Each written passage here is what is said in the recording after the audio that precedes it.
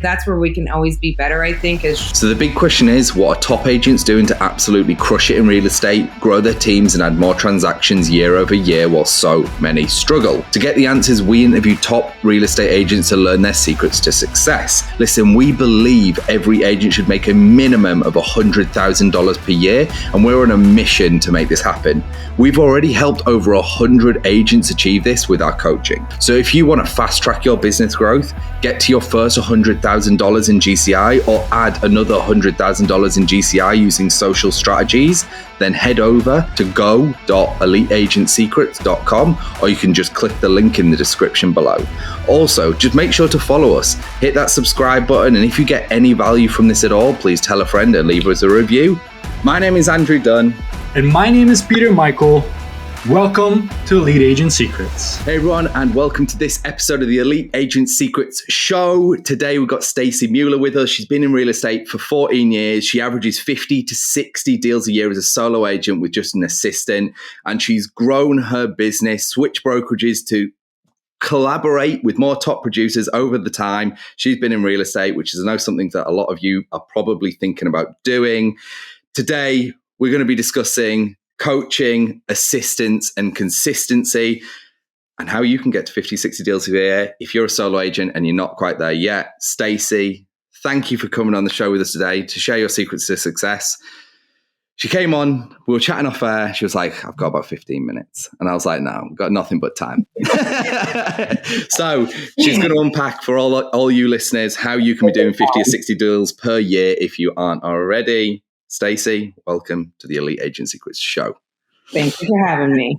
Yeah, I'm excited for this one because now it's a repeated theme when it comes to hiring a coach, hiring an assistant. It's like we always get this question of like, when is the right time? And if you're tuning into the show, we have some numbers, and I'm wondering if this is going to prove yet again to be true. But before we even dive in, take us back to day one. Why did you get into real estate 14 years ago? Okay, good question. Let's see. Where do I start? How far back do I go? I worked when out of college. I worked in marketing jobs, advertising, worked in project management. Hated corporate life. Ended up having 3 kids really young. My husband and I stayed home for a while. Since we were young, that wasn't going to last too long. You know, I needed to be a breadwinner also. So got back into the corporate world, still hated it tremendously. It made me crazy working in marketing, thinking, why am I sitting in this cube making money for somebody else? I should be using these skills, making money for myself. Welcome to the club. Yeah, my husband always encouraged me, like, you know, just take the leap of faith. He's a bigger probably risk taker than I am. So I got in the market at a great time, 2008. Not at all. The height of the recession. The fact that you survived and you're here 14 years later says a lot. So we're going to unpack how you managed to achieve that. But 2008, you got in. Terrible decision on top of an initial bad decision to get into real estate. It wasn't. You know what? The thing is, I knew no different. I had no idea. I figured like most listings take like 4 months to sell, right? I mean, you work with buyers.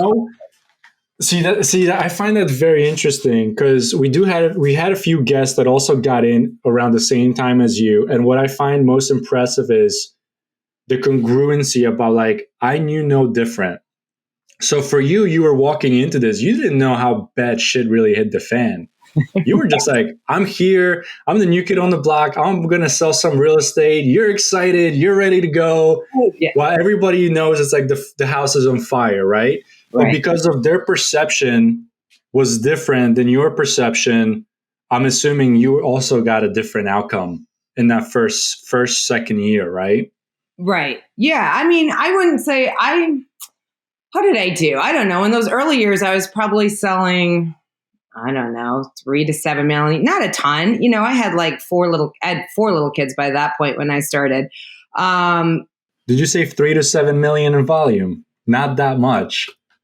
Yeah, probably. Okay. The reason I'm going to highlight that for a second is because we know the numbers. We know that the average real estate agent makes $48K a year. Okay. Which means that they're selling less than, I was like, I think a 1.5 million in volume, right? Okay. So the fact that as a brand new agent, you're coming in and you're doing between 3 and 7, yes, that's a big gap. Let's just be conservative and let's say 5, right down the middle. That is still probably about 3 to 4, if not 5 times more than the average agent getting into the business today. In the worst economic climate for real estate in history of mankind. We like to put things in perspective. Okay, all right, that's a good perspective. Yeah, for sure. I had a mindset of like I'm going to be the supporter. I don't need to be the top person, but I also had my marketing background that I knew. I mean, even before I got into real estate, a few years ahead of time, I started building a database. Like just because I knew that from my marketing, it's like, okay, everybody everybody and anybody in Excel, but it was, it worked. Database is a database, right? Your phone book is a database. Your Facebook friend list is a database, right? Yep. One of the things that I want to dive in a little bit deeper, because I think it's very important to your story, is like your marketing background. How much did you lean on that during your first and your second year? And what did you do with your marketing background that empowered you to sell the $3 to $7 million? Because like I said, that is not normal out the gate for sure. Yeah. I had a list. So the first thing I knew was just to mail to the list. Let everybody know, good old direct mail. But just let everybody know that, hey, I'm in the business. I'm doing this full time. I'm a professional, blah, blah, blah. That was what I knew to do. So I did that, number one. I'm trying to remember, how well did I do on calling? I probably didn't do that great on calling, but I think I went through like the ones that I knew and loved and were comfortable with. The ones that weren't going to reject you. Right. Exactly. Yeah. Totally. I know that very well. So I just leaned on that list a lot to work through that list all the time, whether it was mailing to them, whether it was calling to people. And then just also, I started in the workforce in like 99, 97. And one of the companies, I was working for a very large company in town. And so we had a really, really high advertising budget, like at the time in early 2000, it was like 60 million or more was our advertising budget. I forget. But that meant everything had to be perfect. So I just knew how important branding was. I knew that in this business, I'm going to be branding myself. The business is me, the business is my name, and it was important that everything looked polished all the time. So that was important. I also have a dad who always taught me to always dress up for every occasion. Doesn't matter. You can't be underdressed. So when I go out in public, make sure you look polished, make sure you look like you're a professional, make sure you look like, this is the biggest asset that most people own. And they're trusting you with it. So if you show up in sweatpants, that's a little uneasy, in my opinion. That's just how I run my... Way to make us feel great, where we look like bumps if you're watching our video on YouTube right now. Now, do you know what I love about these, right? Is because I'm thinking, I get it. I get that old school mentality, but it's like, we show up. I feel like every part of the business needs to be polished. And it's not. Yeah. It's not perfect. I mean, please, But at least if you have that mindset of like, this is my business. This is how I run it. So a little bit of background of how I was raised, and then, where I went to school, what my expectations were for myself, from others. And I love how you bring this up, because the dynamic between Andrew and I, he's like, just get it done, MVP, get it out the door. Done is better than not done, right? I wrote that in my notes. I have a point on that too. Yeah. Great. I can't wait to hear it. And I'm more of like, I can get it done, but I want it to look pretty. I want to be functional. Like, this is a representation of our brand. And I'm going to throw some stones here, because the people need to know. Here's the difference, right? Here's the difference between me and Peter. Last year, 2021, right? We're like, listen, we're going to do this elite agency. We're going to share with the world how they can make 6 figures and up 7 figures in real estate. It's going to be amazing. So, dude, why don't you do some YouTube content, right? He still has not done it. To this day, still has not, right? And it's not happened. I went out in one day And I was like, I'm just going to get this out there, right? And I'm not saying this a lot. I went out and shot like 8 videos, right? Are they perfect? Fuck no, they aren't, right? And in total, like I release 3 a week. Are they perfect? No. Do I look like I look right now? Right? Me. And I'm in my hoodie. I'm in like, this is how I dress. I don't give a fuck. This is my style, right? And then I've got like a few hundred views in total, not a ton, but like these are people who are now searching on YouTube, finding us. Like, here's the thing. I might dress in a hoodie, but I've sold over $1 billion in real estate. I know I sell fucking homes, right? So like, we've done this. So, and it's like, if you want to listen to someone about how to sell homes through digital marketing, like I'm probably one of the best people you could listen to about that specific topic, because it's what I've done for like 3+ years now. And on top of that, you know, for nearly a decade in other industries. Mm-hmm. So it's like, I know my shit isn't perfect. Like I look back and I'm like, that first video I did, I was like, and that was only like 3 weeks ago or whatever it is from right now of recording. But it's like, he's looking at it and cringing now. And I'm like, that could have been better, but I did it and it's out. And my next one will be better. And my next one after that will be better. The difference is his one will look really polished and he'll do one and then he won't do another one for 6 months. And it won't matter how good it is. Watch it. And that's what my coaches actually had to break some of that out of me a little bit. She's like, okay, I know the world you came from. It doesn't matter. Done is better than perfect. And that has honestly been my mantra. That has actually helped me grow and stretch myself. Is done is better than perfect. Done is better than perfect. Doesn't matter. Get it out the door. And I hate, I haven't done any YouTube. I've told my assistant how long ago, okay, we're going to do YouTube. And she asks me every week and I'm like, yeah, okay, we're going to do it.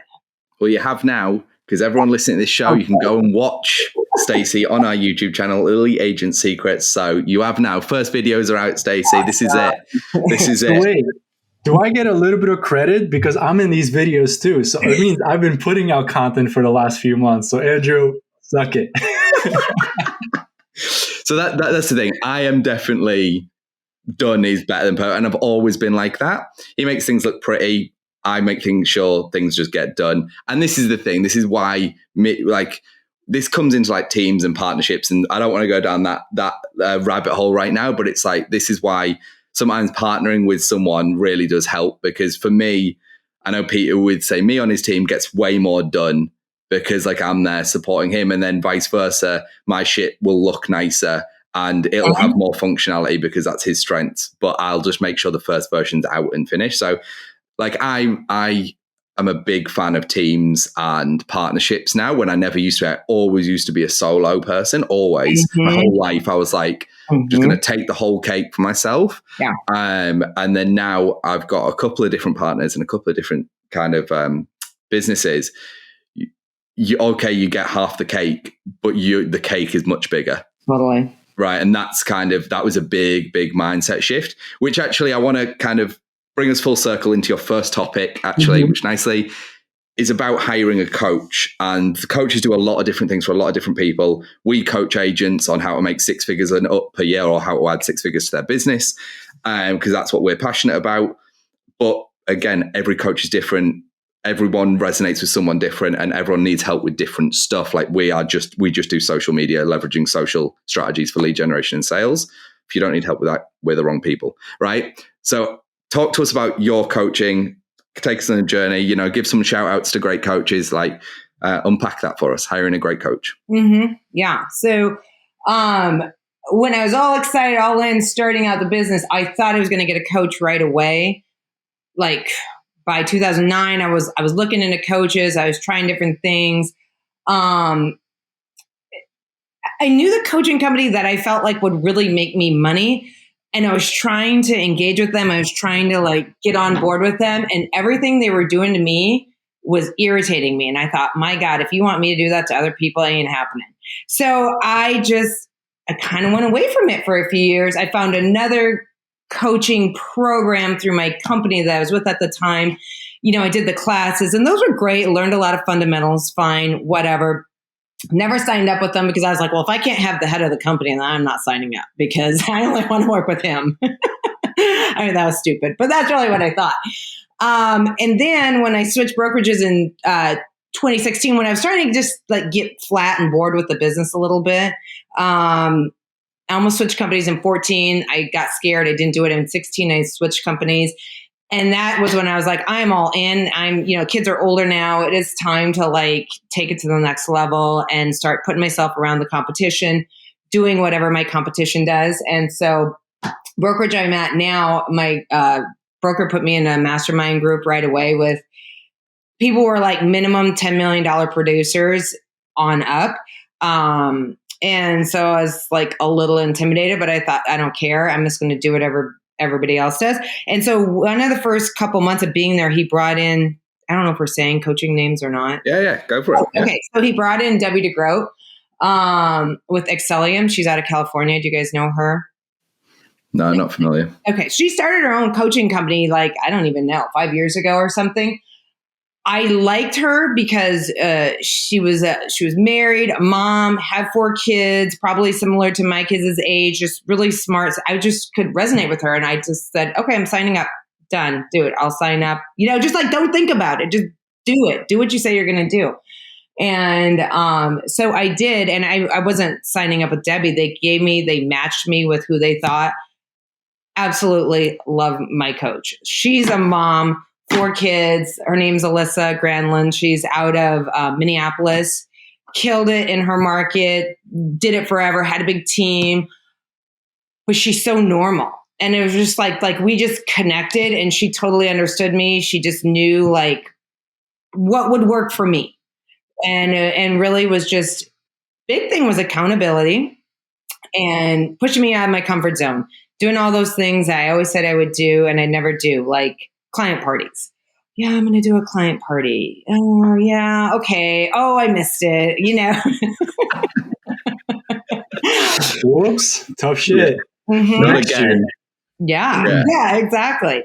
So, so I signed up with her 2016 and year over year, my business has grown.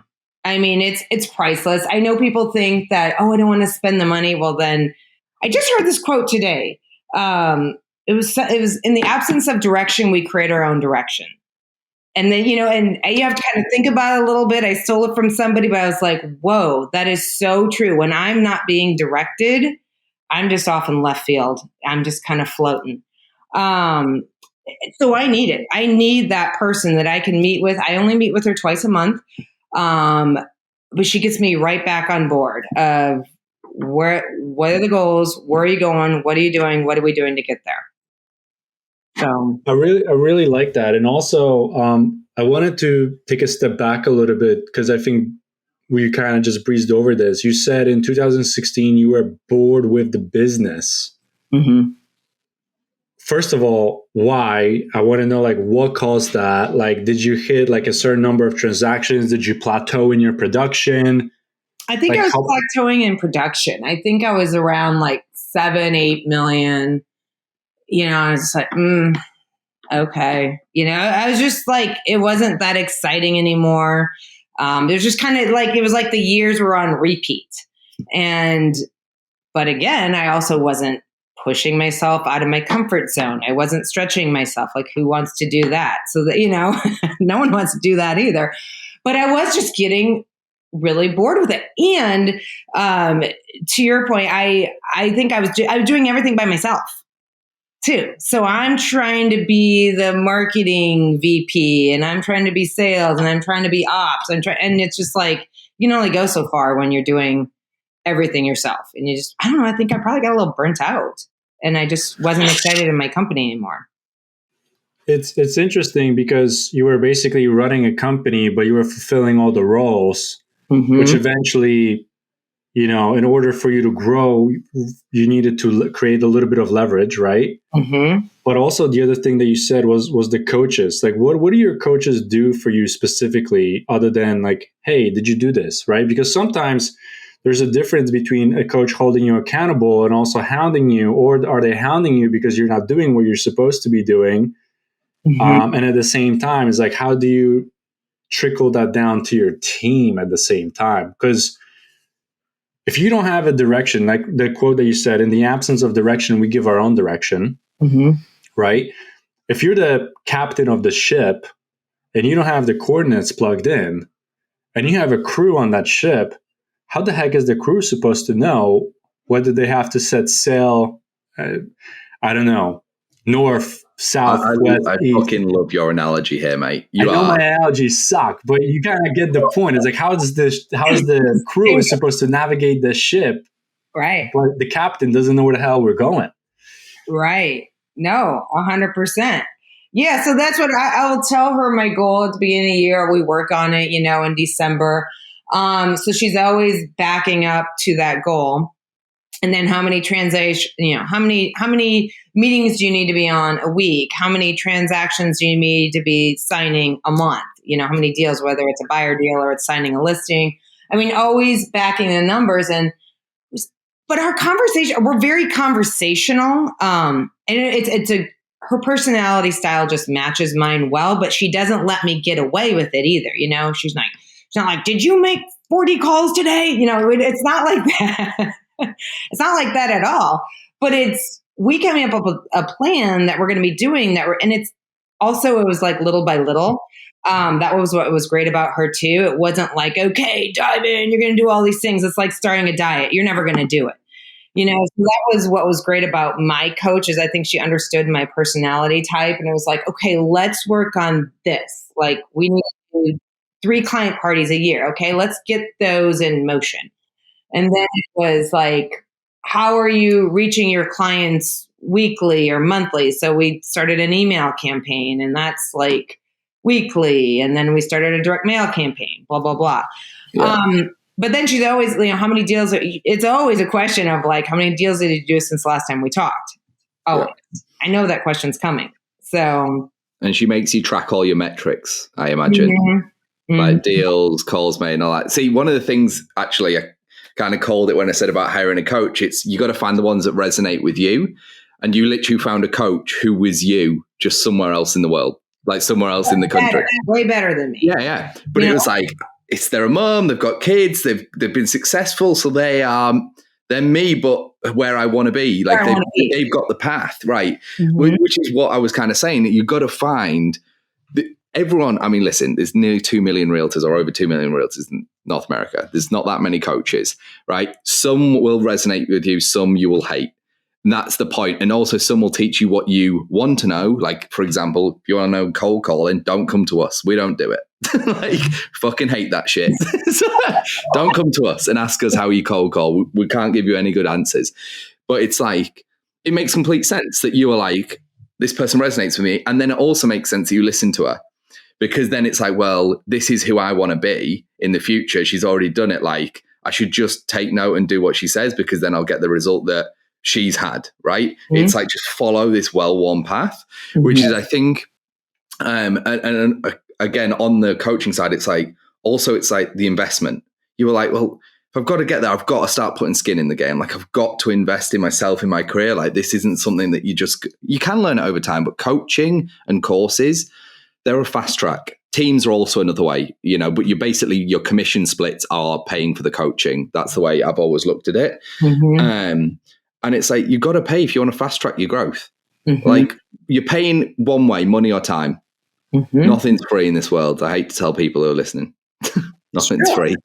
Like, so if you want to fast track, get into, like you did, 10 million plus per year and upwards, it's like, hire a coach. Fastest way to do it. Mm-hmm. Mm-hmm. Yeah. So besides goal setting and accountability, was there, and by the way, you've been with the same woman now since 2016? Mm-hmm. So like, yeah, wow, 6 years. 6 years consistently, twice a month. And you've grown consistently as well over the 6 years? Every year. Mm-hmm. Yep. Wow. Yep. I matched what I did last year, which I was a little pissed about. My fourth quarter was, it was fine, but I'm at like 21.5 million. So I wanted to reach 25. So again, this year we'll shoot for 25. And do you think with your business, with your children, and for you in real estate, you have like lifestyle in mind? I think what I'm trying to think is that if you're getting if you're getting this much help and you've got the coach, there is nothing stopping you saying going to 100 million. Right. I know that's a big number, mm-hmm. but then also a lot of people get into this and they go, well, I can make multi-six figures, but also have a life if I carve this out correctly, which you absolutely can. Mm-hmm. Would you say that that is more where you're at, where you're like, I'd rather do 25 mil a year and stick at 25 and then carve out more time for myself? So go, rather than doing 5 days a week to do 25 mil, next year I'll try and do 4 days a week to do 25 mil, and then 3 days a week to do 25 mil? Or are you consistently trying to grow your I probably would want to grow, but I'm just a slow learner and I'm not great with change and stretching myself and going through the pain. Like no one wants to go through the pain. So I'm super resistant of pain. But I know that the only way I've ever gotten anywhere in my life is through pain. So it's going through it. So no, I absolutely not. I want to sell way more. I know I need to do more to get there. I know I need to do more of these things. One thing I need to be better about is just time management. Time management is huge. So I was literally just about to ask you that, Stacy, because I'm a new dad, so I'm still learning. Happy wife, happy life. But apparently my kids require a lot more time than I realize, right? And you have 4. Right. So how do you manage that with a family? What does that look like? Because I'm curious, because you said you require improvement in time management. I think we all do.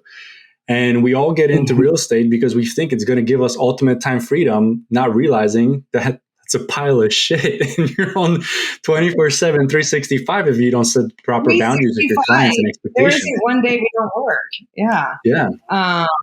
And it's always the hours that you want to be watching Netflix because that's when they finish work. Yeah, and that's when your kids are from home, come home from school and all this other stuff. So how do you manage that? How do you find whatever that balance is in the definitions? I don't know if I found it. That's a great question. I'm going to tell you I'm still working on it. I'm not perfect at it. I just know when my kids are older now. We had kids when we were pretty young. So, I have 1 out of college, 2 in college, and a 15-year-old. So during that time, when they were younger, routine, getting up early. If I want to, have prayer time in the morning, I got to have prayer time in the morning. I got to do my workout in the morning, got to get them off to school. And then you just have your blocks of time.